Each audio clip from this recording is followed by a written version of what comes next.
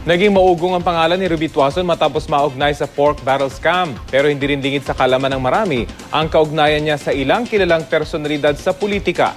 Balita hatid ni Cara David. Isa si Ruby Tuason sa mga personalidad na sinampahan ng reklamo kaugnay sa pork barrel scam. Ang isa sa mga whistleblower na si Marina Sula na dating finance clerk ng negosyanteng si Janet Lim Napoles ang nagdawit kay Tuason.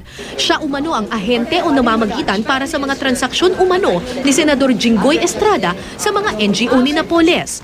Sa reklamong plunder, malversation, direct bribery at paglabag sa Anti-Graft and Corrupt Practices Act na inihain ng DOJ laban sa mga sangkot umano sa anomalya, nakasaad na si Tuason ang may pinakamalaking kickback na nakuha mula sa Napoles NGOs. Kabilang din siya sa mahigit 20 taong inireklamo sa ombudsman ng plunder at graft. Dahil sa maanomalya umanong paggamit sa 900 milyong pisong pondo mula sa Malampaya Gas Project. Si Tuason ay biyuda ng pinsan ng dating First Gentleman ni si Carlos Butch Tuason. Dati siyang itinalaga bilang Social Secretary ni dating Pangulong Joseph Estrada, nauna nang itinanggi ng kampo ni na Estrada at Arroyo na may nalalaman sila kaugnay sa mga transaksyon umano ni Tuason. Cara David, GMA News.